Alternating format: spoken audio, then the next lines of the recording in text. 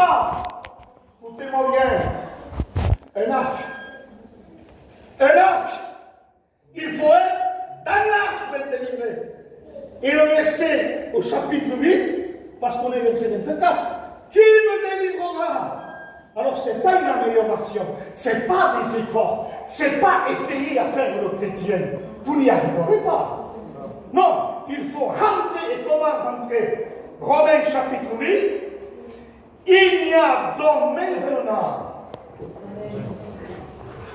aucune, ni la loi, ni le diable, et ni la conscience pour ceux qui sont en Christ. Car la loi de l'esprit de vie, de l'esprit de la résurrection, Christ est ressuscité. Il a vaincu la mort, le tombeau, le péché. Il les a livrés publiquement en spectacle, en triomphant des ténèbres par la croix. Il lui a écrasé la tête. Amen. La croix, ce n'est pas une défaite. La croix, ce n'est pas une faiblesse. La croix, Paul dira, je n'ai pas honte de l'évangile. Chapitre 1, verset 16. Car l'évangile de la croix, c'est la dynamite de Dieu. C'est la puissance de Dieu.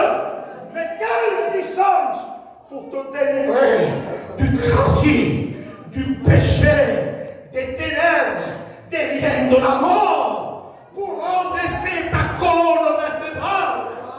Alléluia. Oui, la croix, c'est le centre de l'évangile. Voilà l'arche de la nouvelle alliance.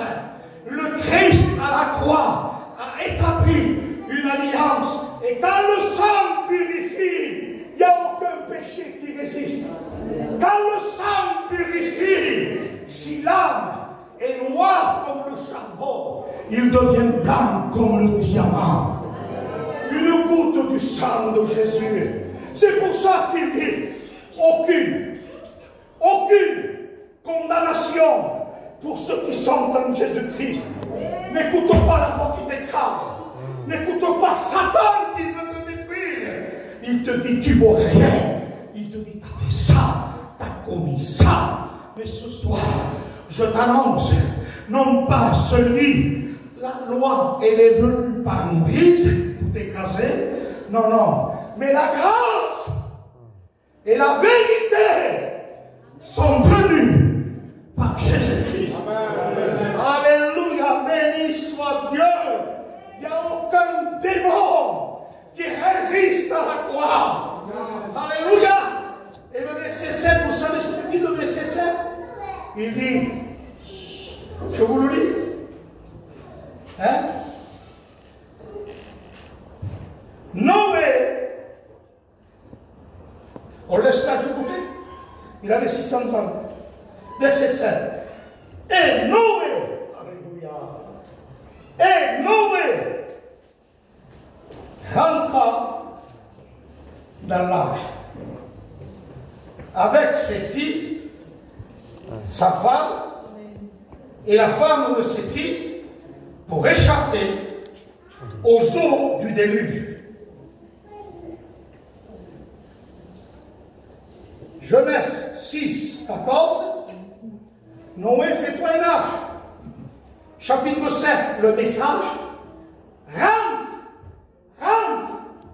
Mais écoute-moi bien, le message ne suffit pas. Le chapitre 7, verset 1er, ne suffit pas encore.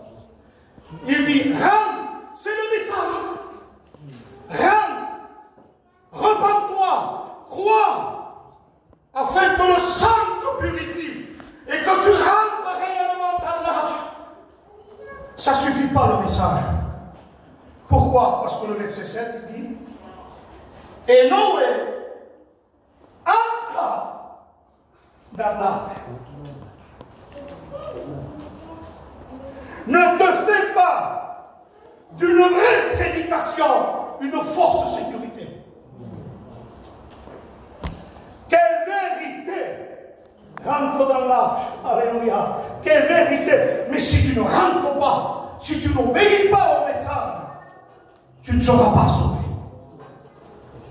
Tu ne seras pas sauvé. Il faut rentrer. Alléluia. Noé, construis-toi une arche. Gloire à Dieu, ça ne suffit pas. Le message, Noé, rentre. Amen. C'est la direction, c'est là qu'il faut rentrer, c'est l'enseignement, c'est l'éclairage. Il faut rentrer là, c'est là qu'il faut rentrer.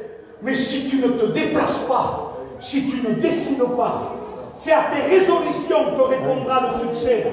Il va falloir que ce soir tu prennes une décision. Arrête de regarder l'arche de dehors.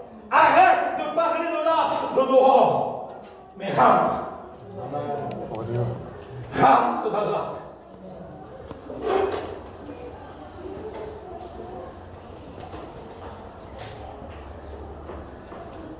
Quand Noé est rentré dans l'arche, tout son foyer est rentré.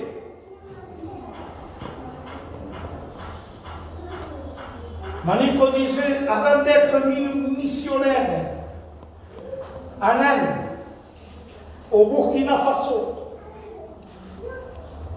au Portugal, sois un missionnaire chez toi. Avant d'avoir l'appel d'aller au Portugal, il faut construire, il faut obéir, il faut rentrer notre famille dans l'arche.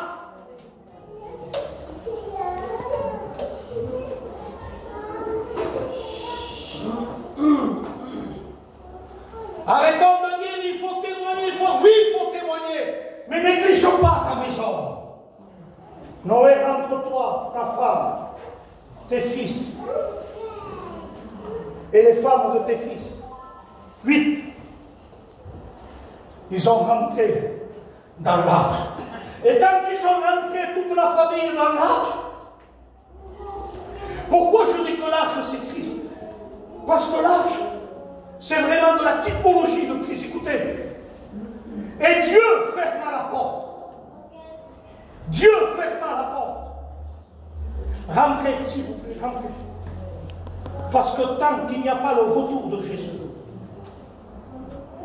il y a la porte de la grâce qui est ouverte. Mais bientôt, on va partir.